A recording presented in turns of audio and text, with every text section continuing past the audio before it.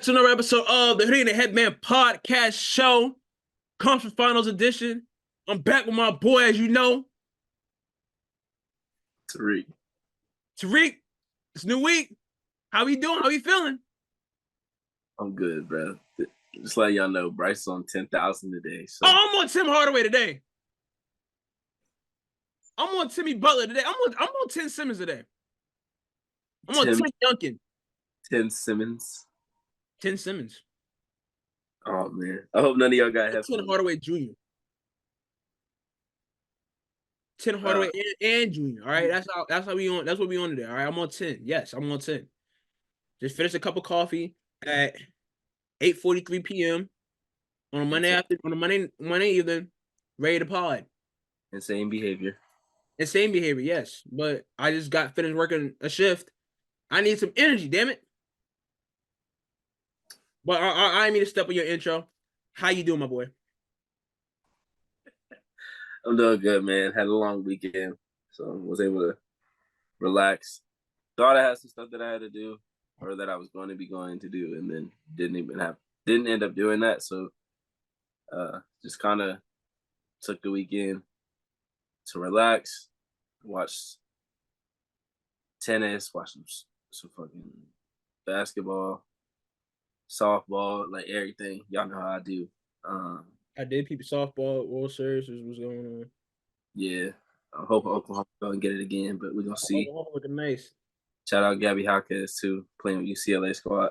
Yeah, boy athlete, baby.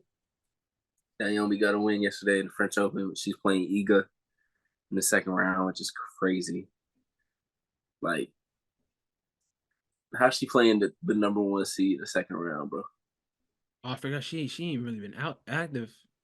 I mean, she has this year. I mean, she has this year, yeah, but I mean, I would think she'd be higher in the ranks before she would see number one, but like, yeah, no, she really hasn't been up there. Yeah, like one of the top players, or be considered one of the top players by ranking. I mean, she's always one of the top players, but if you don't say she knows a ranking thing, whatever. So, yeah, I think the furthest she's gotten in any tournament that she's been in is quarterfinals. And this is her second major of the season, so we'll see how it goes. Y'all know I'm rocking with her regardless. My dog Rafa lost today. Might be his last time playing at the French Open. We don't know for sure. Got that notification. Actually, oh man, I'm getting old. But with the way Candace just up and retired on me, I'm just ready for bruh to just be like, yeah, I'm calling it quits, gang. I ain't gonna lie, but like, this is the sad part of sports. Just like watching your favorites just lead a game. Like D-Wade left in 2019. Candace just left. Rafa's gonna leave, if not this year, probably next year. It's like, but my favorite athletes of all time are like retiring. Like, it's just, I don't know, man. It's just a weird feeling. But because like in any other thing that we like enjoy, like you don't really see like actors and actresses like retire. Like shows like get canceled, movies. Yeah. Like you stop making the movies, but you can always go back to those, or like even rappers, dog. Yeah. Like, rappers rap for the longest. Like I want to say Ghostface just dropped the album. Ghostface just dropped the album like weeks ago. Yeah, like Wu-Tang, Enter the Wu-Tang. Oh, not Enter Wu-Tang. Enter the 36 Chambers came out in what, 92? It's 2024. Yeah, so yeah. But yeah, anything else, like people like they still have a chance to like put something out, or I don't know. But like D-Wade's like he doing a podcast now. It's like 17 of those at this point. Like that ain't nothing different than what somebody else doing. Like obviously you talking about different stuff, but yeah. At a certain point, it's just too many podcasts. Like, yeah, as a podcaster, the podcast market is very flooded at the moment. But D-Wade's isn't very like sports centric, so I'm not putting. I mean, he obviously is a basketball player like with a podcast, but his is different than other people's. Also, got a pod now. Yeah, from the clips I seen, that's not very good, bro. Him getting a meniscus donation is insane. That's I didn't even think you can do that. That's why I didn't either. He got somebody else's meniscus in his knee. Yeah, that's wild, bro. I don't know. The numbers on the board game, they was like, damn, if I could have done that for Derrick Rose back in 2012, we might have had a chip. It was young too. You got a young fresh meniscus. Nah, that's crazy. And Pierre was like, bro, y'all doing that for somebody y'all don't even know you, bro. That's crazy. I said, Pierre always gonna bring it back. He's like, bro, you just gonna do that? Like, but honestly though, like, they're like, well, you could survive without a meniscus. Like, he's like, I know that's not the point though. Like, and then they don't even win the chip. Now you mad? You gave your meniscus up, and he didn't even win that. No meniscus, no chip, nothing to show for it. But yeah, I had a good little weekend. How about you, bro? I had a good weekend, man. I ain't gonna cap. I ain't gonna lie. Hit the beach this weekend for the first time this summer. Got to relax a little bit. Much needed relaxation time, baby. Much needed. Matter of fact, I need more. But you know what? We ain't relaxed. We working hard. Working. Hey, listen. We working. Like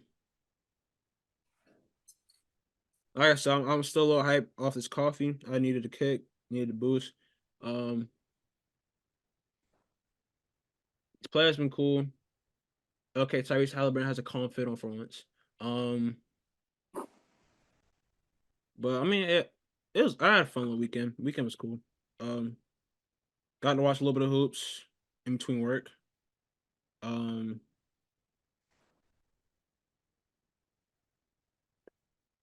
Yeah, yeah, Jeez. yeah. I don't know. I just ain't got much. I'm sorry. I just ain't really got much. You know, like That's all good. You ain't gotta force it. yeah.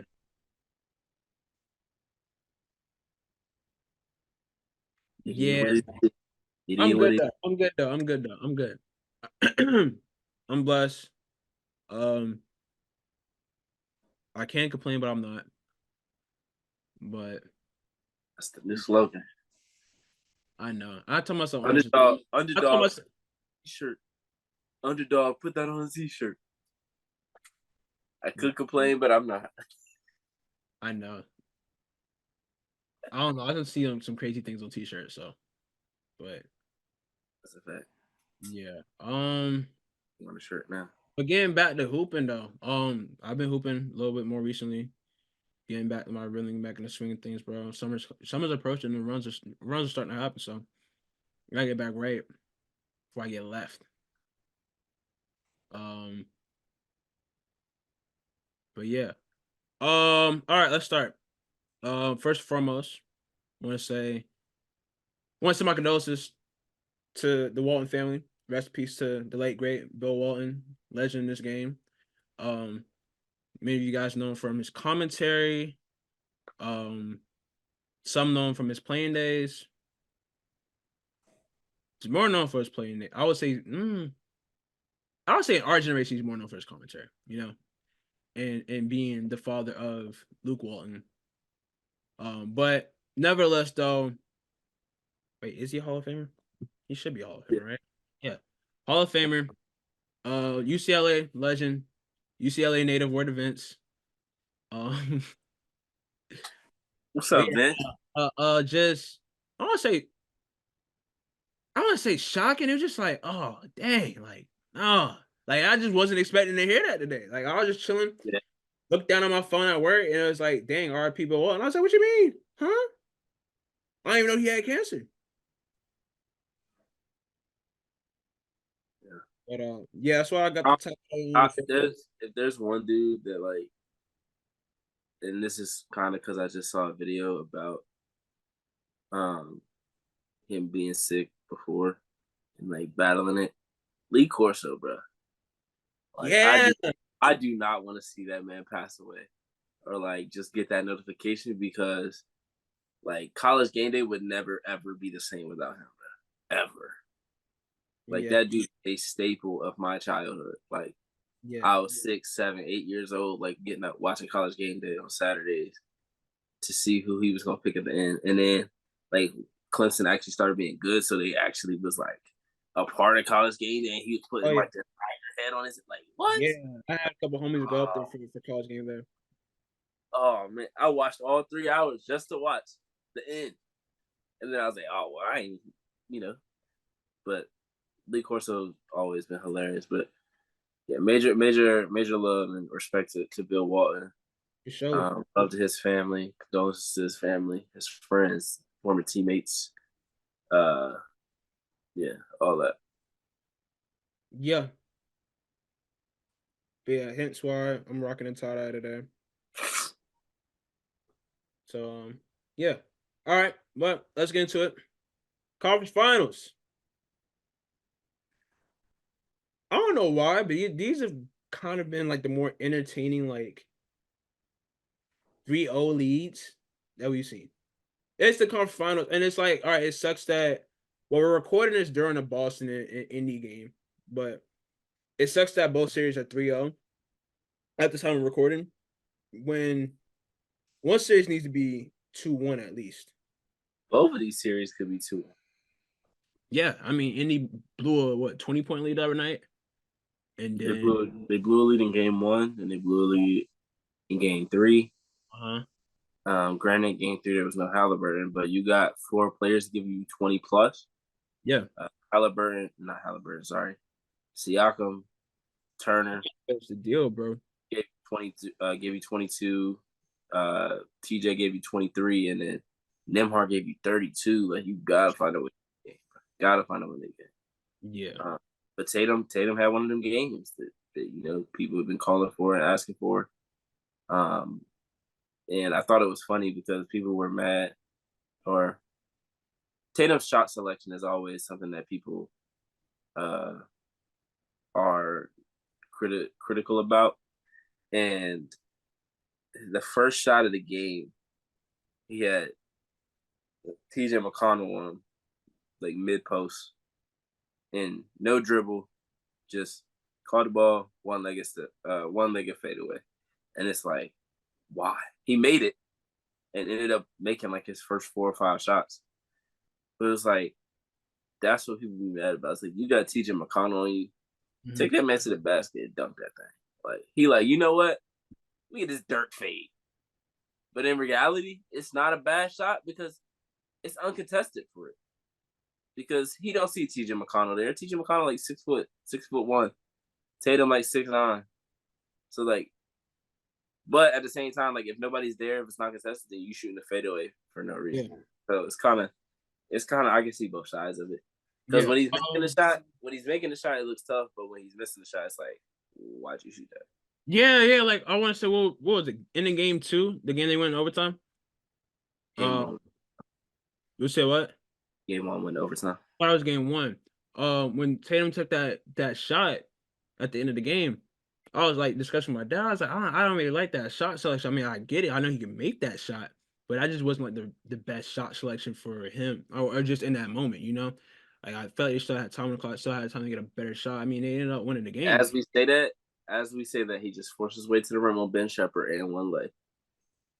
And the play before that, he got to the rim, got a left hand leg. He listening. But go ahead. Like I said in the preview, bro, this got to be the series that Tatum turns into Tatum, bro. Like, come on. Like, this has got to be the time where him and Jaylen Brown tap into that potential that they've been holding on to since they've been in the league. I didn't need that in the finals. It starts in the conference finals for one. Not when you play Indiana, though. I mean, not when you play Indiana, but it's like it's good to show that flash. Like, all right, yeah, I'm ready for war. I'm ready for. It's good to catch up. I'm ready for the Mavericks. What it's looking like the Mavericks. The Mavericks are up 3-0 right now. So it's like, bro, I have to feel. Not even me have to feel confident. I'm not a Celtics fan, but I'm just saying, like, just as a watcher, I should be comfortable or confident, I should say, more confident in your ability to get the job done. Right now, as in this current moment, I'm still not sold on the confidence that I'm confident in picking the Celtics to win the finals against probably the Dallas Mavericks. Based on the fact that, bro, I feel like Jason Tatum and Jaylen Brown should be running the league at this point, bro. They've had that potential. I mean, hey, who knows? They can't. This can finally be that start for them. I was about to say, come back in 2 weeks. They might be. Because look, this is Tatum's what, 6th year?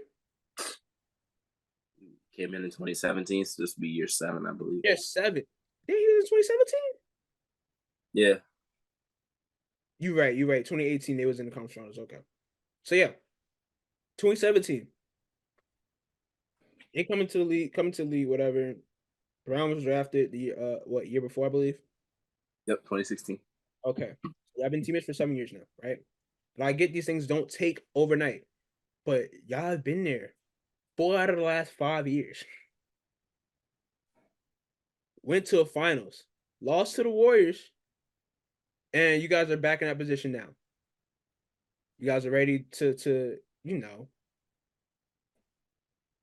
I mean, we're still it's second quarter of the game that we're in right now. I mean, obviously, when you're hearing and watching this, it'll be decided already whether they'll be game 5 or they'll be the first team to make it to the finals. But I think the time is now. The time, no better time than the present, right? You have nobody else ahead of you. You guys are the best team in the league. You guys have 2 of the best players in the league. You guys are it's in y'all favor, bro. Like, we are starting a new era. It is a new era of basketball, right? We got the 4 teams in the conference finals, all led by young stars. And all those young stars going for their first chip. I understand Kyrie got a chip in Cleveland. Yeah, he playing alongside Luka now. But Luka's the star of that team. And I'm pretty sure there's other players on other teams that have chips already. Like, Al ain't got a chip yet. Drew. There you go. Drew got a chip. Don't think anybody on the Wolves got a chip. Not to my memory. I don't think anybody on the Mavericks got a chip to my memory. Outside of Kyrie.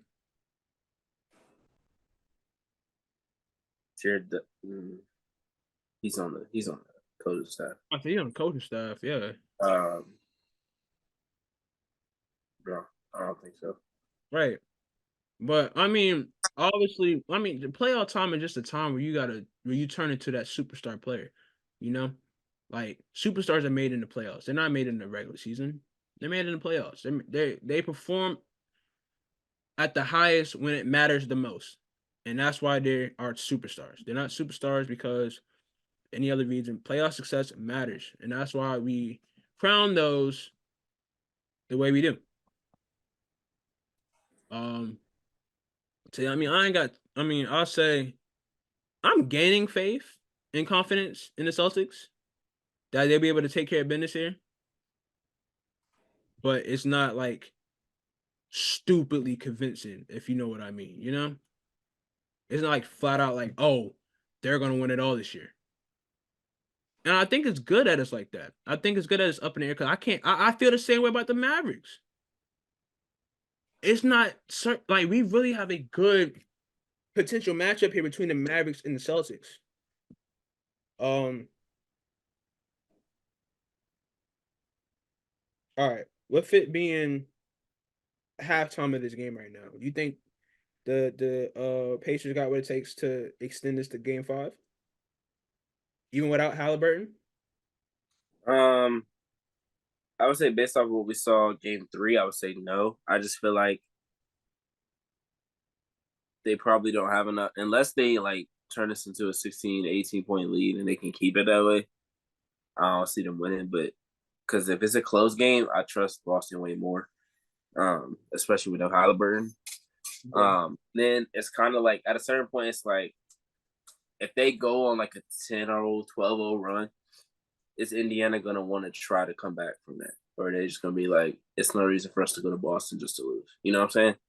And I just feel like Boston, like, when they come out in the second half, I would assume they're going to come out with a different intensity, try to put the game away, because there's no need to have to play your players longer than you need to or an extra game. Yep. You want to be flying back to Boston to rest and to take the time that you need because it's a team on that other side that they may not have to play more than 4 games to get past there. So if you give um if you give Luka what a week, 5 6 days to recover, I'm just saying you don't really want to test that. You don't want to test the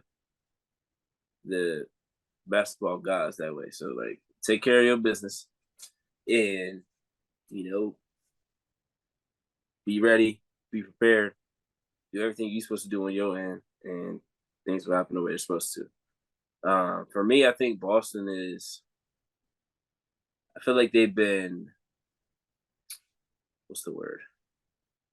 I feel like they've just been coasting because they realize, like, for the most part, like the teams that they played so far, like, okay, we played the Heat with no Jimmy. They don't really have a chance. Even if we play poorly, they'll get maybe one. Then the same thing with the Cavs, especially once Donovan Mitchell got hurt. And then the same thing with the Pacers. And then Tyrese Halliburton got hurt. So it's really just like, I mean, they don't have to play their best basketball to win. And they may not even have to play their best basketball to beat a Dallas team if they're able to finish off the series just because of how much talent they have. But a lot of times in the playoffs, it comes down to the last 5 minutes, and especially in the finals, that is magnified even more. And that's what is the biggest and most important moments for Boston is that last 5 minutes. We've seen like the last 3 to 4 years where they've either made those plays or they've turned the ball over or got a bad shot or the wrong person got the shot. So this just has to be the year that they just take advantage. Like you got an easier path. Now, y'all was the best team by far in the regular season. That's not saying that y'all got an easy path. That's the only reason y'all got there because they might have gotten there regardless. Whether if they had played Milwaukee healthy or Philadelphia healthy, they might have still beat them and still be in the same position that they're in right now. But you play the teams that are in front of you. That's what Boston's doing, and Boston's taking care of business the way they're supposed to. It may not be the prettiest, but they're taking care of business. They've won in five, and they have a chance to sweep the conference finals. So people are gonna talk either way. People are either gonna say, "Oh, you let them hang around too long," or you said, "Oh, you only blew them out because so and so." Like it is what it is. Like you go out there, you play basketball, and you let the people do the talking, and you let your game do the talking.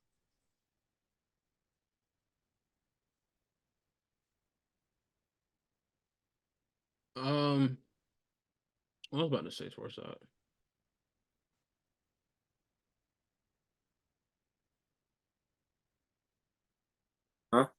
Huh? So what was I about to say towards that? Like I lost my thought here. Yeah, but no. I think Boston definitely doesn't need to play with their food. Get this job done tonight, so they have that rest because finals begin June 6th.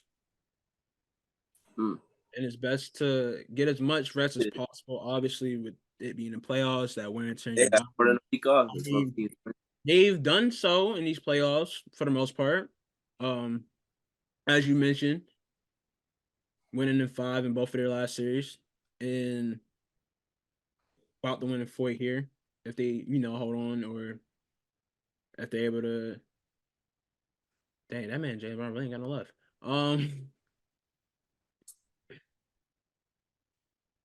But I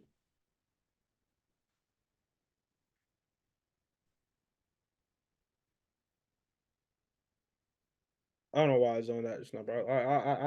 I'm. Anyways, man, Celtics and foe. That's the prediction here. I do want to say, like the Pacers, Their Tatum go driving to the cup.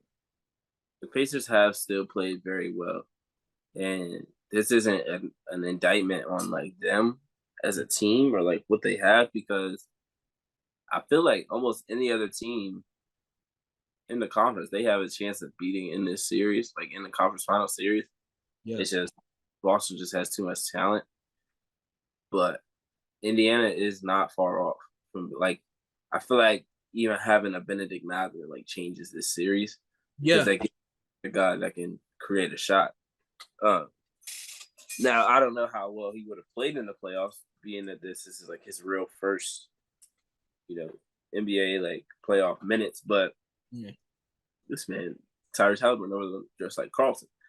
Um, It's not. It's a calm fit. but for Indiana, my question to you is: can Tyrese Halliburton, Tyrese Halliburton be your number one option, or would you want to have like a secondary option that is like specifically to score, or do you think that Tyrese Halliburton should be like, the point guard, run the offense and all that, and then leave the scoring to Siakam and another guy? I think the more scoring you got, the better, obviously. So I think you having a point guard like Tyrese Halliburton that can facilitate and score at the level that he can is great. You like on a Trey Young level, like they're both kind of similar players in that sense. They both average high assist numbers, um, and they both can score with the best of them. We've seen the scoring outburst that Tyrese Halliburton has had at different points of the season, and okay, Boston, I see y'all. But I think if they do add another piece, say like another wing, to maybe alleviate some scoring pressure from Tyrese Halliburton, so where he's not always relied upon to score, which I don't think he really is, as much as like like a Kevin Durant or like a LeBron James is, obviously, but to a point where it works out, like if he has like another guard or forward that can go alongside with him, like I think it can work out better. It just gives you more options to work with. It just gives you more, just makes you more dangerous of a team. And you got a guy like Siakam that can defend well, that can spread the floor. Um, that is one of the better post players in the league. And like you really just want to really just be like a Swiss Army knife, really. Like you want top to bottom, you want to have a good team all around. Like and the best teams have that. Like you see the Celtics what they have. They don't have a scoring point guard on their team really. They got Drew Holiday, they got Derek White. Derek White can score now. Derek White done scored a lot this playoffs. But is he relied upon to score? Is he a number one option? No. No Wiz, the Jays. And then they got defense down low. They got defense up top. And Well-rounded team, bro. Well-rounded team. Just if like they're the healthy, Aces. Well-rounded team. Just like any like Aces are well-rounded. we'll run the starting lineup. Yeah, that's what I'm saying. That's not a team, bro. That's 5 players. There's 12 Okay. players. Well, they ran what a 6-player rotation last year. That's not good, bro. That's not good, but it's well-rounded. Those six Not players. well rounded game. All right, the Nuggets. The Nuggets last year were well-rounded. Yes, because they could go That's why eight, they nine. were one of the best teams, complete teams Yes, out there. You had Christian Brown that gave you valuable production out of Jeff Green, nowhere. You Brown. had Bruce Brown that gave you valuable production out of nowhere. You got Yep. did it? Jackson. No, Ish Smith wasn't there last year. I'm tripping. No, it was Reggie Jackson. Reggie Jackson. Okay. Reggie Jackson, Jeff Green, Bruce Brown, Christian Brown, and DeAndre Jordan even gave him minutes off the bench too. Yep. So that's 5 guys off the bench that you could trust. Yeah. 5. If The Warriors in their championship years. had great benches outside of the KD years because they added Kevin Durant. Yeah. They had great benches the 2015, 2016 years with Barbosa, Livingston, David West. Even 2021, they had whatchamacallit. They had a solid bench rotation or just solid Poole. Poole, Kaminga, Was Kaminga there that year? Wiggins. Was Kaminga there that year? Kuminga was there, yeah. What year did he get drafted? 2020? Um, oh, Your rookie year. I want to say he got drafted 2019.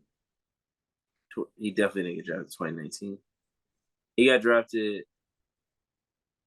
Let's see. Jonathan It Kuminga. had to have been when Clay was. It was when Clay was hurt. I just don't It was remember. one of the years they missed the playoffs for sure. Well, they missed the playoffs and then got the 2 picks with them and Moody. I just don't remember exactly what year that was. If it was, I think it was 2021. So yeah, he would have been there for the championship. But I don't know if he was really playing that much that year in the playoffs. Yeah. Oh no, he got drafted 2021. Yeah, that's what I thought. Oh, 2022 NBA champ. I don't know why I said 2021 championship year. 2021 Yeah, Bucks won it. 2022 is whenever. Okay, I see what we got. I see what we yeah. got going. Yeah, but yeah, no. It takes a complete team, well-rounded team to win a championship. Like Chicago, the Sky, they had a well-rounded team that year. Yeah, Like you had your starting lineup of um, Sloot, Quigley, Ka, Candace, Dawson. yeah. But then you also had Diamond the Shields. You had Well, they didn't really get a lot of burn that championship run. Diamond. Dana, Dana did. She got some minutes late. like late minutes, but she wasn't He, like big he had rotation. some big shots, I feel like, throughout that playoff run. Not like necessarily like in the fourth quarter, but she had some moments.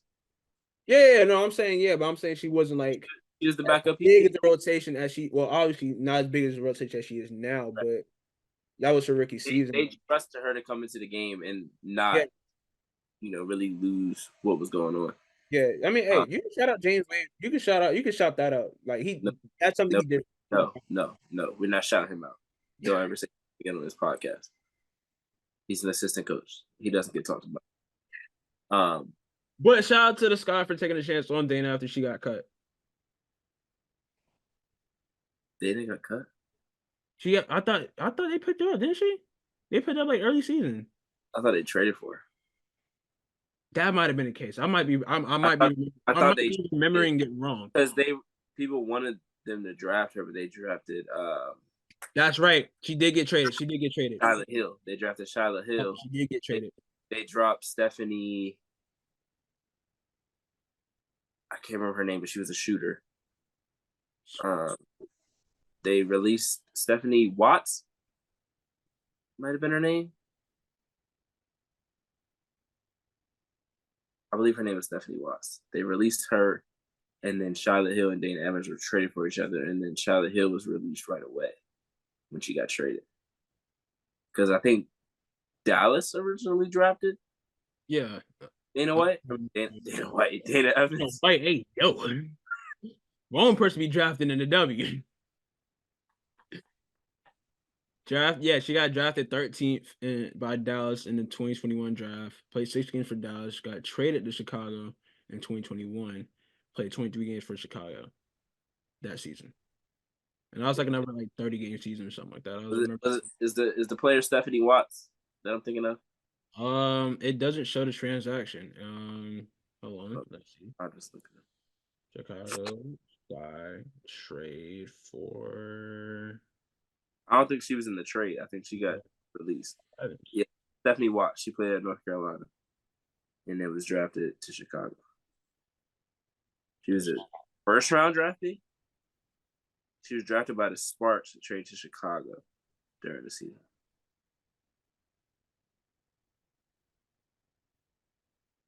Okay. But back to the point of championship squads, though. Championship squads are well rounded. The super team thing just hasn't worked for championship squads. I mean, for as far as like championships go, like I can't really name a super team that has won since what KD. Yeah, it's Just KD. Toronto was a well-rounded team. Yep. LA was a well-rounded team, even though technically they were called a super team, like them and the Clippers. And they did have a lot of talent, but some of that talent was older. Like it was an older Dwight, Older Rajon Rondo. but they made the talent work because they all understood their roles and everything like that. So, but Yeah. I wouldn't call them a super team. Like No. they were just working together. You had the Bucks that won. That's a well-rounded squad. That 2021 Very squad. well. Yeah. Well-rounded squad, top to Yeah. bottom. And then Yeah, 22, I mean, Golden you got State. more well-rounded teams in the conference finals at the moment, with Yeah. the Celtics being one of them, Dallas being another one of them, Minnesota being another one of them. Like, not saying that the Pacers aren't. It's just they're not as good as the other three. I just think their two don't match up with the other team's twos. Yeah. Like, there's a gap between, like, when you put up Tatum, Ant, and Luka, Yeah. there's a gap between Tatum and Luka and Ant. But then that gap to Halliburton is pretty far, respectfully. Respectful. Second, and then you go Jaylen Brown, Kyrie, and then there's a gap to Cat, and then there's a gap. I mean, there's probably not a huge gap between him and Siakam. Like, I'm sure there's people that will argue that Siakam is better, but I would take Siakam over Cat. I would say. shit, give me Cat next to Bam. Yeah, we don't work. So, but no, as of this current moment, I would take Siakam over Cat. But and then you go, like, you got Jaden McDaniels, you got Aaron Nesmith or Miles Turner, you got Derek Lively, Daniel Gafford, you got Derek Lively. I'm so impressed with the damn rookie, bro. And then the crazy thing is, like, Boston, they still got Porzingis waiting. So, like, if this Dallas matchup does happen, all right. So let me just give you some of these narratives. All right. So we got Luka versus Tatum. Yeah. Who have been jockeying for that one spot, that young a new start on the rise. All right. So you got that right. Both Jordan athletes. You got Boston versus Kyrie. Good Lord, give me that. Pause. Kyrie might start unlucky again. Yeah, he gonna bring the sage. You know that. Just imagine this. Just imagine this now. I ain't gonna lie. Let me go ahead and come off right now. I am watching every game of this. If the Mavericks, just imagine Game 6 in Boston. Kyrie hit clutch shot. 10, 15 seconds left. They win a championship. They celebrating on Boston home floor. Oh, they be pissed. Listen, Kyrie last Boston, bro. And then we also have. Sorry, it wouldn't be Game 6 in Boston. It would be a Game 7 in Boston. It would be a Game 5 in Boston. Game 5 in Boston, yeah. Which be even crazier. But there's also Porzingis versus his old squad. Yep. In Dallas, which didn't end great. Nope. Now it's a different coach, but Luka's still there. Yep. And Porzingis and Gafford used to be on the Wizards together. Mm-hmm. It's some parallels. It's some real, like, there's some storylines here. Like, all right, like, Kyrie played with Jason Tatum, played with Jaylen Brown, played with Al Horford. Like, yeah. Kyrie got to go up against Drew and Derek White. Right. Like, that's just some of the things that could happen if we get that matchup. But we ain't there yet. We ain't there yet. There's still at least a game to play in the Mavs and Timberwolves series. What do the Timberwolves have to do in order to stay alive and possibly do the impossible? Do what hasn't been done before in the NBA and come back from 3-0. Well, to talk about the games that have already happened and the things that they have been their downfall. Game 1, they did take advantage of getting the Jaden McDaniels game where he gave him 20 plus. Oh man, y'all got Jaden McDaniels, man. Y'all got to take care of that. Yeah, they just couldn't figure out a way, and they still haven't. But they couldn't figure out a way to slow down Luka. They played they ton lost every game by less than 10. What's up? Yeah, they lost every game by less than 10. Yeah, the first game they lost by what, 3? 3. Second game lost by 1. and then last game they lost by 8 or 9. Yeah. Um. These games have been close. They ain't like these are blowouts, bro. These are. Oh, for sure. It's. So they played a lot of drop coverage with Luka, which we've seen in the finals with Boston and Golden State. So you're picking for your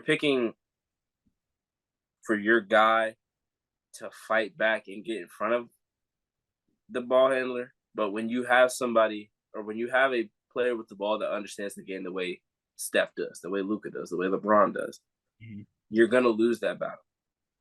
And Luka has found a way to either push to get the ball inside the paint just far enough to where Gobert has to step up and he can still throw the lob, which is like, just think about that. You're playing drop coverage and still giving up the lob.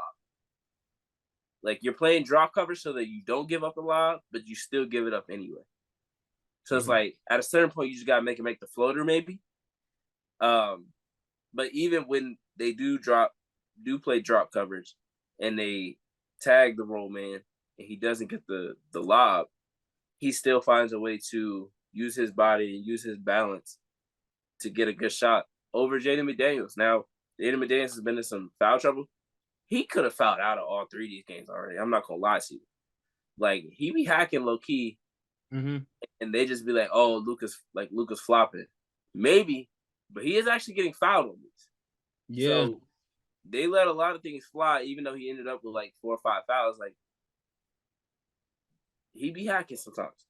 Yeah. And then they can't figure out how to guard Kyrie either, because if you play drop, he's going to pull it up. He's going to pull up and hit the jumper. If you bring up Gobert, he's just going to run around him, and then there's nobody in the paint to stop him from scoring. So that's one thing that they couldn't figure out. And then obviously you need your 2 best players to play better. Your 2 best players aren't playing well or haven't played like their best games, and you lost by 3 points, 1 point, and then 8 points. And the 8-point loss was on the road, which it was a possession game with about 2 minutes left. So all 3 games you had a chance to win. So if your players played even close to the best they could, y'all might be up 3-0 at this point. Oh my gosh, yeah. And another thing is the last 5 minutes, which the Timberwolves in the regular season weren't a good team in the last 5 minutes. Offensive wise, actually, I should say offensively, they weren't a good last 5 minute team. But they were really good in the last 5 minutes against Denver, which was surprising. And they didn't really have that many against Phoenix because they were controlling most of the game, or most of the games. So it was like, okay, if they're going to turn that around, then they should be fine in this series. Well, when you have guys like Kyrie and Luka on the other side, they understand the game more than Ant does at this point. Ant is 22, second, or I guess this would be his 3rd real playoff series. Yeah. Or 3rd real playoff run, sorry. And, they're throwing different schemes at him, different matchups. Yep. And he's in his head. He's either, all right, let me make the right play. And he's like, all right, I can't make the right play because so-and-so didn't make that shot. And now I'm not in the rhythm and I'm passing too much. And then he tries to shoot too much.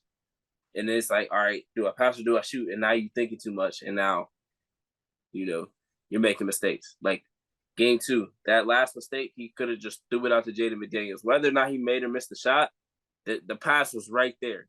Yep. He decided not to, and then threw it across court to Nas Reed. Nas Reed moved, and it's a turnover. Luka comes down, gets the ISO on Rudy Gobert, gets a bucket. Slide to the left, slide to the right. So some of it is also like, some of it is your 2 best players not showing up the way they're supposed to. Yep. Some of it is defense. Some of it is just Luka and Kyrie are just too damn good.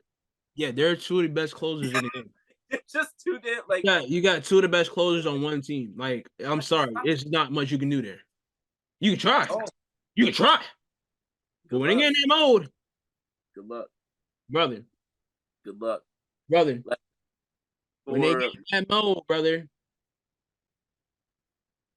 And then so game 1 they got the game from Jaden McDaniels. Game 2 they got the game from Nas Reed. Bro, I Yeah, want to say he got at least 7. he had like 7 3. People are critical about that shot too. I'm like, bro, yeah, he went 7 from 8. And Like, if there was like if 6 seconds anything, yeah, left, give him that 8th one to make. if there was like 6 seconds left, I could see them saying like force the issue. But it was like 2 seconds left on the clock. Like at worst, he was shooting some kind of like fall away or floater over 2 people. That's not a good shot, especially when you like if he didn't make that pass out to Nas Reed, then it'd have been nothing but this man think he Kobe for real. Like, all right, what are we doing? So he made the right pass. Nas Reed just didn't make the shot. It happens. Happens.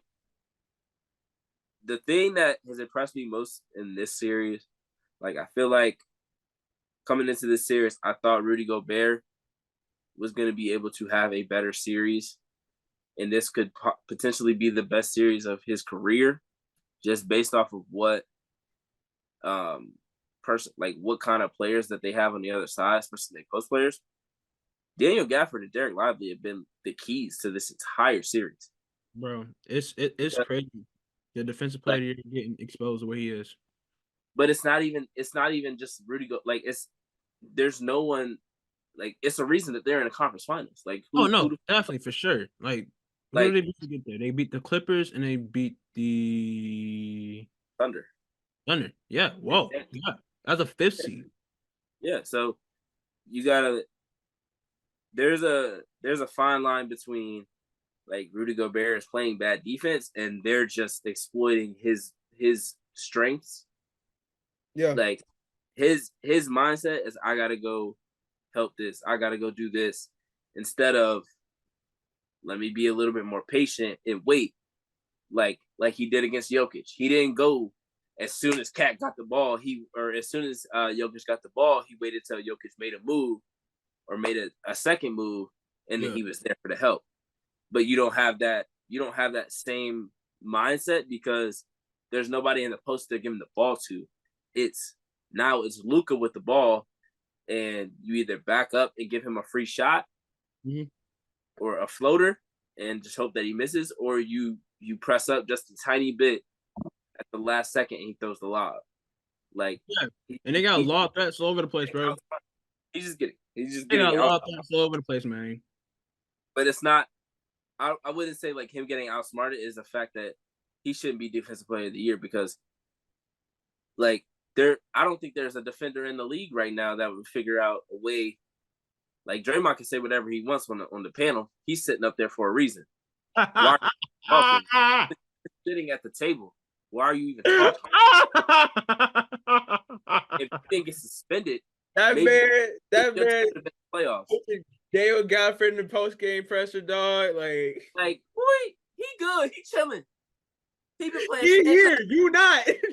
Word. Like, what do you? Yeah, I know some people might be saying. You're saying.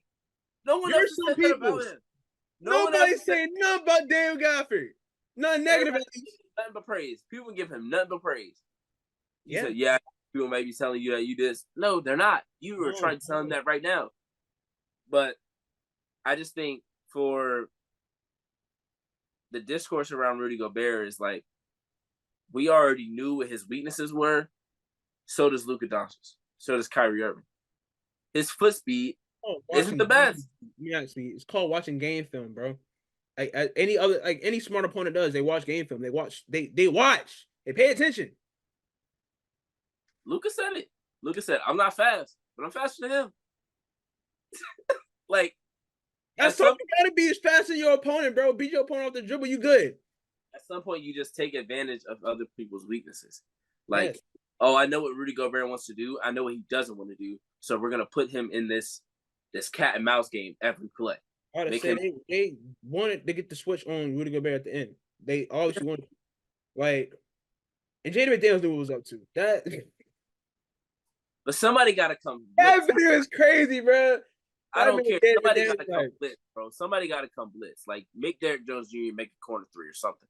You can't just leave that man on the island. You can't give Luka that man on the island. You cannot leave him on the island, bro. I'm sorry. Luka's one of them. He probably makes that shot ISO players in the league right now next to Kyrie. They both ISO killers. Yeah, you letting them cook one-on-one? Y'all deserve to lose. You can't leave him on the island. because Kyrie almost tore both his ACLs last night. Like, it was crazy. Come on, dog. There was one on the left wing. It was bad. It was bad. I was like, oh my God. I said, like, the Kyrie way his have no drop off, bro. Kyrie is still Kyrie, bro. He's been in the league for what, 13, 14 years now? No drop off. Kyrie, hell no. A lot of players will drop off by then. Not Kyrie. But yeah, I just think, I don't know. People are just funny. Like, oh, so and so should have got defensive player here. Like, bunch of couch coaches were up near Boston. Bunch of couch coaches. They would do the same thing to Wemby. They would do the same thing to Draymond. They would do the same thing to Anthony Davis. They would do the same thing to Bam. Like, they know what Bam is great at, and they know what he would struggle at. You put in Bam, but I think Miami would play it differently. But if he was in the same position as Rudy Gobert, maybe those players play it differently. But I think Luka and Kyrie find ways to make those guys look bad too. Oh yeah, that's what it's about. It's about creating the advantage for your team. LeBron has made plenty of people look bad. Yeah, and I'm talking about all-time great defenders. Yeah, look bad. So, like, you mean to tell me that every time somebody gets taken advantage of on the defensive end, they're just terrible? Like, sometimes the offense is just better. Sometimes the offensive scheme is just better than the defensive scheme. Yeah. And you just got to chalk it up as, all right, we got to come back next year with something better. Or we got to come back next game with something better. But you can't just look and be like, yeah, it's a wrap. Because Dallas ain't going to do the same thing against Boston. But if they try to play drop coverage, they're going to do the same thing to Al Horford. Yep. They're going to do the same exact thing to Al Horford. And then if you switch it, Luka's cooking Al Horford or Kyrie's cooking Al Horford. And if you try to play drop, Kyrie's either going to shoot the pull-up or Luka's going to either get the lob or he's going to slow it down to where either Jaylen Brown, Tatum, Derek White, or Jrue Holiday is on his hip. He's either going to shoot, he's going to step back to the left, or he's going to get into him, get a foul. Like, that dude just impossible to guard, bro. Jaden McDaniels is one of the best defenders in the league. He got him looking silly. Yeah. Like really talking about, like, he falling away off one leg. Like he's dirt. Jaden McDaniels smacked him in the chest and bucket. Like, what? Insane. Come on, man. Like, sometimes the offense is better than the defense. That's it. Yeah. Sometimes the offense is better offense, than good defense, better offense. Sometimes they know you can do with them more. Sometimes you gotta just pat them on the back, like shake their hand, like, hey, y'all did y'all thing. Like, it is what it is. But I will say, game 2, I was surprised that I know he was struggling, but the fact that Cat wasn't in the game, I don't know about that one. Especially when you could have gone some kind of offensive defense, like Cat and Nas in on offense, opens up the floor more for Ant to get to the bucket. Mm-hmm. Maybe he has someone else to kick out to other than Jaden McDaniels there. Maybe he can kick it out to Cat instead of throwing the ball away, trying to get it to Nas Reed. And then game 3, I mean, just the fourth quarter, Kyrie and Luka were just unguardable. I mean, it was like every play they came down, it was one of them. They were either getting a lob, they were getting a bucket, or they were getting a 3-point shot. It's just like, what you gonna do? Like, I don't know what defense you would play against them. Like, especially because they play on opposite sides a lot of the time. Sometimes they're in the same action, but a lot of times they play on opposite sides. So you can't force too much to one side because then he could just swing it. Luka's got a wide open 3, or Luka can swing it, and Kyrie's got a wide open 3. So whoever their offensive coordinator is, whoever is running the offensive actions, they're doing a fantastic job because they're deadly as a duo because they're able to play off each other and they're able to play in different ways. Like, Luka has played way better off the ball this year than he has in years past. Kyrie's always been a great off the ball player. I don't know, man. I don't know who has an answer. Boston probably has the best chance because of all the defenders they have. They have I mean, if Porzingis is healthy, you have 5 defenders that I say are at least above average. I mean, I'm confident in at least 4 of the starting lineups defense. Mhm. Now, if Porzingis still isn't healthy enough to play and you're running with Horford, I would be a little worried about that if I was Boston. But I would assume that they find a way to make things more difficult just because of personnel. Like Mike Conley, we knew he wasn't going to give Kyrie no problems. And you got Ant guarding Kyrie the whole game, which that's I got just. Kyrie. Do you? All right, man. Love Ant, but We said we wanted to see that matchup. Hey, Ant gonna be doing some defensive slides this offseason. Cause Kyrie got that boy. I mean, Kyrie have anybody. I mean, it's not just Anthony Edwards. Like, we've seen that's the Kyrie. thing. Is like, you think like, oh yeah, I'm gonna go out there, I'm gonna go get bro. Like, all right. We've seen a young Kyrie cook the USA team, bro. Like, and we've seen Kyrie do it all. But it's also there's so many. He still does things every game. There's also so many screens. It's hard. Like, you're not playing 1-on-1 just mano y mano. There's so many picks that you got to get around. There's screens that you got to get around. You're chasing Kyrie all game. Kyrie only needs a slither of space to get a shot off. Yeah. Like, he's making left-hand floaters going left from the middle. Like, coming from. I mean, he's slick left-handed, though. So coming from the one side of the court, left hand going away from the rim, over Anthony Edwards' hand. Just easy. Like, that's not normal. How many other guards in the league are doing that? They still gonna try to float with the right, or they're gonna try to go back into him, get the foul. No, Kyrie, like, left. Like, easy. I work on this. Like, this is nothing to me. Yeah. Like, well, I don't know if you heard him say that he's actually left-handed, and that since he went to Catholic school, he had to right-handed. Like, I did hear that. Left-handed and everything, but yeah, that's still tough. I don't care about all that. No, anything with your left hand. I don't care. Lefties have always been the nicest ball players. Like, I don't know, not always nice, but it was just like they've been harder to guard. They're harder. Yeah, I'm gonna say coming up. If somebody was a lefty, yeah, because I grew up, you know, everybody grew up playing basketball, but you try to play everybody the same. You can't do that with left-handed players. Play someone to their left hand. Yeah, you can't do that with left-handed players. They going left. Maybe today, right? Yeah, so it's just, and then the jump shot is always difficult too, because you're so used to like guarding somebody that's a right-hand shooter. Put that left hand up.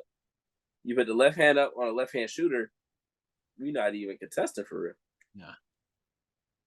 But oh snap! Hold on, what's going on? Oh, somebody pushed her. Ooh. Oh. I just saw Jaylen Brown start like walking to. I thought he was about to go fight somebody in the stands. I was so confused. Okay, so he pushed Derek White, then he ran over Derek White. Jaylen Brown wasn't having that, so he pushed Jaylen Brown. Jaylen Brown flopping. Jaylen Brown flopping. He ain't pushing that hard. Now he was OD with the Derek White stuff though. But yeah, man, I'm curious. I think Minnesota's got to find a way to at least slow down the offense.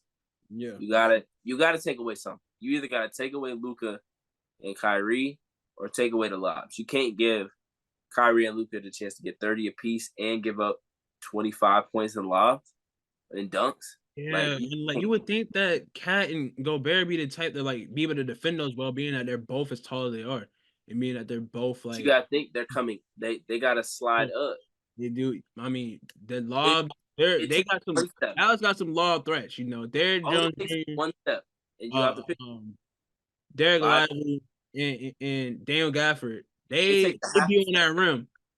It takes half a step to get out of position for them to throw the lob. That's it. It don't matter. Like, you gotta know what's coming at this point. It don't matter if it's Wemby. If he takes a half a step up, like if he's in that semicircle, If he's in that semicircle and they're in the dunker spot, it's the same thing with Jokic and Aaron Gordon. Everybody knows where Aaron Gordon at, but as soon as Jokic's turn to put the ball up, your first instinct is to go get the ball. So once you try to go dunk it or go block it, he's throwing it up for a dunk. It's the same way with Luka and Kyrie. They're just doing it off pick and roll. Mm-hmm. So it's not necessarily that they're 7 foot. It's they're using that 7 foot and that defensive instinct to go block the shot against it. Like they're like, all right, if I get 2 feet in the paint, they got to step up. If they don't, it's a floater. And for the most part, that's nine times out of 10 they're making that floater. So it's like, are we getting up an easy dunk, or are we going to live with them making the floater? Mm-hmm. They just got to choose one, and Anthony Edwards and Cat have to show up. Like, and we need that Ant that we saw in the first round, that we saw in the second round, for some of the second round, because that last game, that game 7, he didn't really shoot well, but he made plays when it was time to. And Cat, come on, man. This is the time right now. This is the time. If they go get one, the pressure's on Dallas. You go get one, the pressure's on Dallas because you're going back home with a game 5. If you can get that, it's a 3-2 lead. And you don't need to think about the fact that you were down 3-0. It's a 3-2 game. You just don't want to go home. So you start by getting one. That's how Minnesota gets back in the series. You just got to get one. You got to get one first. Everything seems impossible until it happens. So well, let's get one. Hey, they got 3. Shoot, they almost did it. Boston almost did it last year, so it's not impossible. Yeah, you gotta play damn near perfect from here on out, though. But it's first to 4, not first to 3. So lock in. Mm-hmm. All right, man.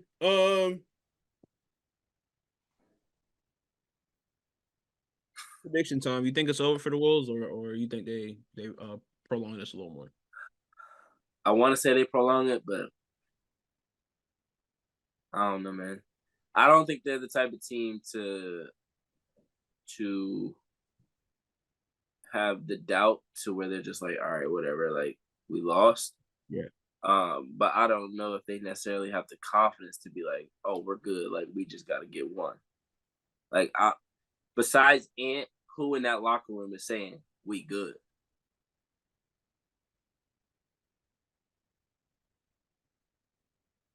If you gotta think that hard, then nobody. I'm gonna say maybe Jaden McDaniels and Naz Reid. No, maybe. When have you ever heard them talk like that? When have I ever heard them talk? Honestly, like they're not vocal guys. So why they be saying that in the locker room? Yeah, they're not vocal guys at all. Cat gonna say it, but the way people make fun of them, they probably just gonna laugh. Be like, Big Purr. Stop. See why you do that? Do you see the graphic where it said "Bad Kitty"? What?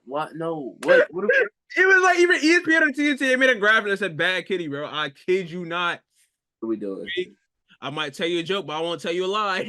That did not need to be brought up on this podcast, bro. That could have stayed right where it was. That could have stayed right where it was on TNT.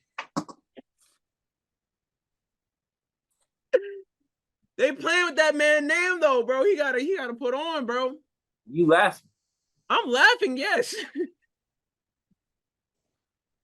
I'm laughing because like it's your reaction for one. And it's just like, dang, they really playing with bro for 2. But no, like they gotta, get themselves together and lock in for a couple games. Yeah, I can't see this team getting swept. I'm sorry. Especially after the run that they put on and them beating. I'd be mad to get swept. Right. They beat the 3-headed monster in the Phoenix Suns. Oh, I was like, boy, I thought you were talking about Denver. I was supposed to say, who the fuck is they? No. They beat the big 3 in the Phoenix Suns. They beat the defending champions. And they got like the big road wins in that series too. Like the way that series went, they got big road wins. They won game 7 on the road too. Like coming off the momentum, I did not expect them to lose the way they be losing in these games. I mean, granted, these have all been under 10-point games, but I think I don't know, bro. It's like little mistakes, bro. It's like sometimes, like you mentioned, like the Ant pass to Nas Reed in the end of last game. That was just bad decision making there, you know? Like, no, I don't want to say really bad decision making, but it's like I don't think Ant Oh, it has was a bad decision. either though. Like No, it if was a bad Ant, decision. no, yeah, but I think that's more so because Ant hasn't been there before, you know? Bad decision, bro. The I pass is right there. Just make the pass. mean, yeah, That ain't. He's been in that. He's been in that particular situation before. It don't matter what game it is. Make that play. Like yeah, there was still 6, 7 seconds left on the clock, on the shot clock. He could have gave you the ball right back. Like just because you passed it to him don't mean he was gonna shoot it. He could have dribbled it to you, did a dribble handoff, and you come off and either shoot the three or you come around and you get to the rim. mm-hmm. There's multiple ways you can go about it. Most definitely, man. But I definitely hope that they don't get swept tonight. Um, I hope that they're able to. I hope that they're able to finish out a game. That's it. That's really what it comes down to. Finish the game out. Finish a 4:48, not a 46, not a 45, not a 40, not a 40 minutes. Complete 48. Finish it out.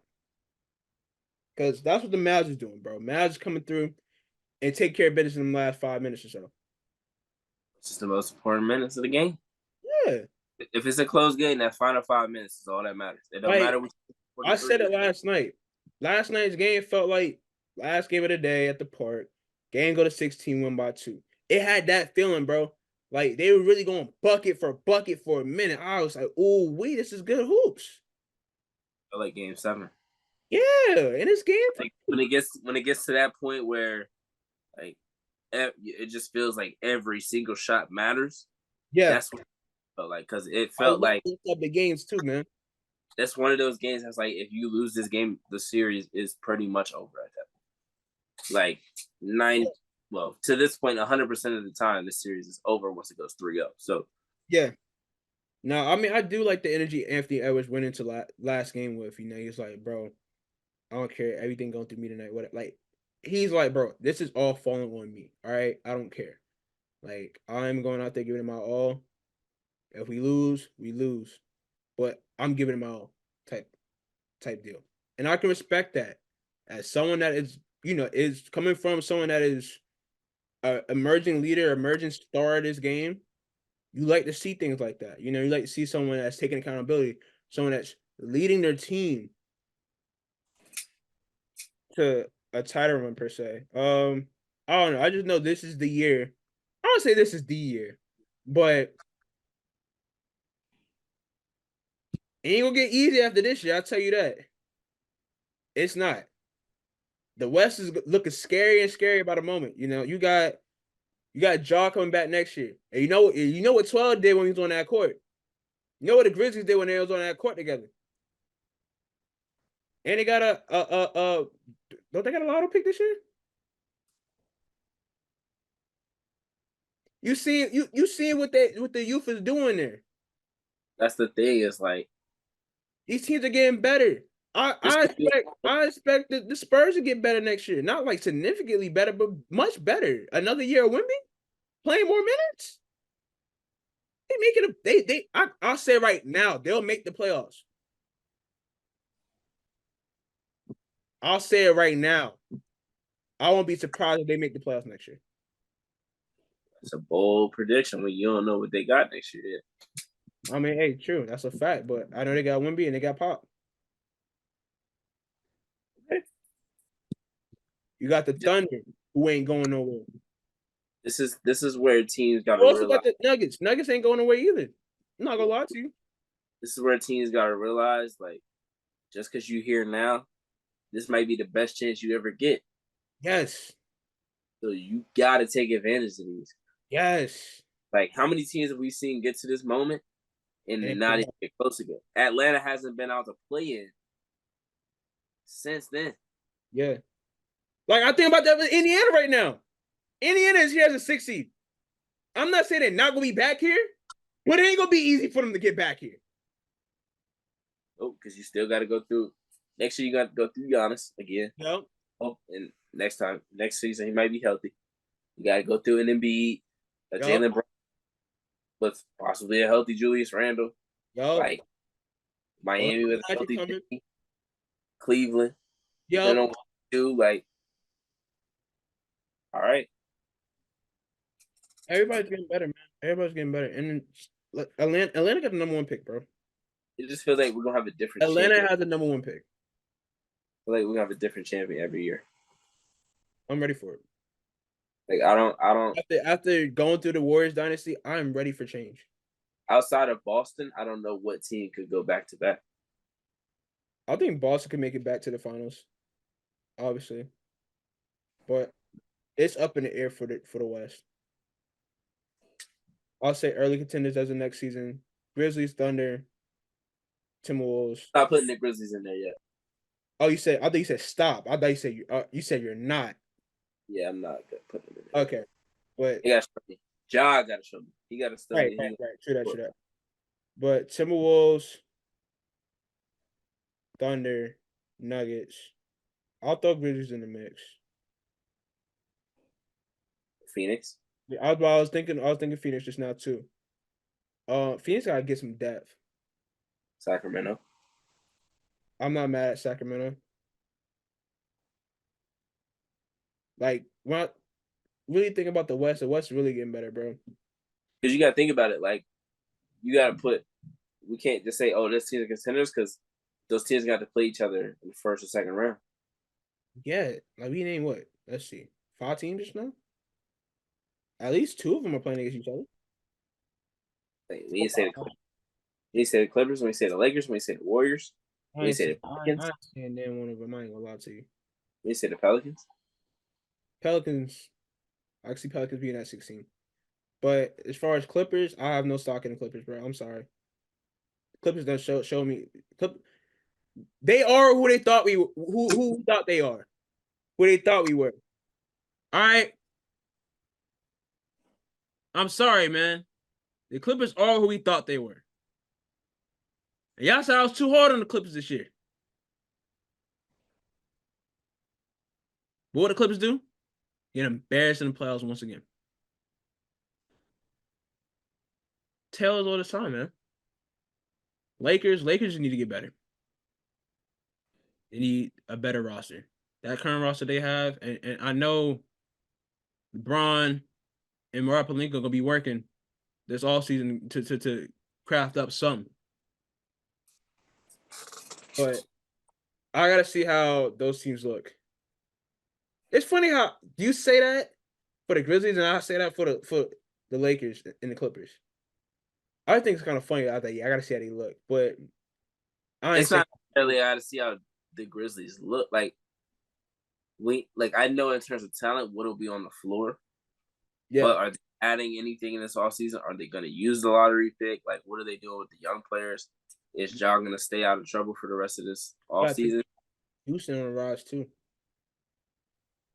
Houston is definitely on the rise. Jalen Green had a crazy end of the season. Şengün was hurt. So yeah, we get to see him like really make that playoff push. And they got the 3rd pick this year. Could keep it, could trade it. Right. So I know it's a big draft, but hey, 3rd pick in any draft is a good pick. That's not a good pick, but that's a lot of trade value for it to be a good pick. You said what? So you got to make the right pick for it to be. Oh yeah, for sure. But I mean, like, it's a good position to pick out. Yeah, for sure. It's a pick that has a lot of trade value. Is what I'm getting at. Yeah, in any draft.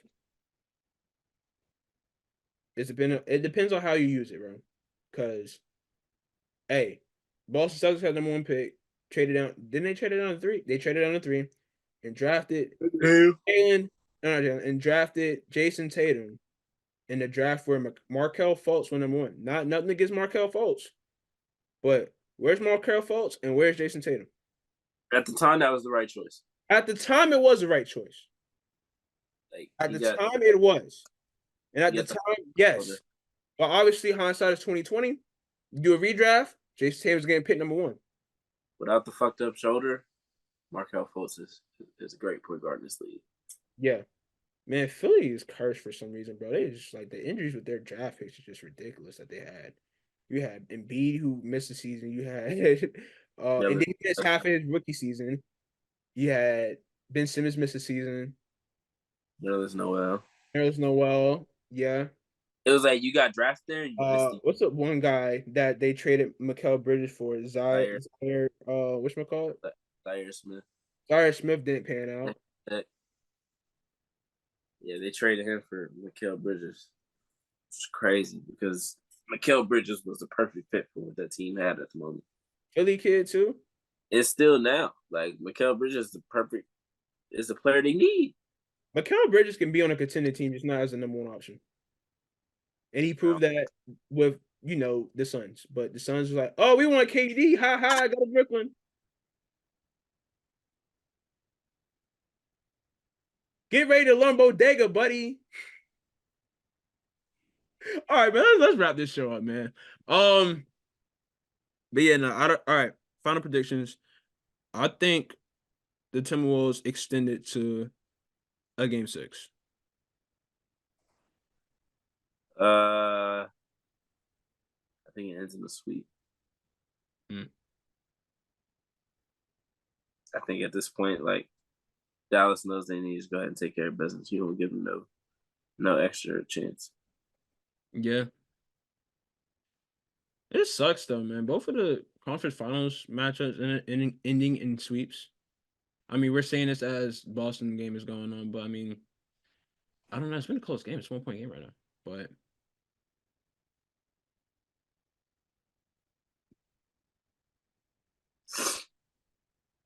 hey, I'll be topping. But yeah, man. Tune in to us next week. I mean, not next week. Whoa, end of this week. Got some more W to talk. Things getting a little chippy. Things getting a little heated. Then things getting a little instant early. We're only in the second week of the season. Well, third week, I should say. Things are starting to heat up. Things are starting to heat up. How about them links? Hey, how about them? Hey, Connecticut Sun ain't playing on games either, bro. They undefeated. That's what I'm saying. That's cool. I don't know, bro. Something about the Sun. That squad I don't know, man. Team just ugly. Not like the players themselves, just like. No, I get exactly what you mean. I got it. For me, they're the Clippers. Yeah. Yeah. Me, yeah. Like you're there every year, you just not like. I'm just tired of seeing y'all be this good in the regular season, and then we get to the playoffs and we know what's gonna happen. Yeah, that's my problem with Connecticut. Like, I mean, it's preseason overreactions, man. We got Kate Martin not scoring Caitlin Clark. All right, let's wrap it up, bro. All right, man. Hey, thank y'all for tuning in to another episode of the Headband podcast show. We back later on this week to talk W, as I mentioned. Yeah, man. Catch y'all then.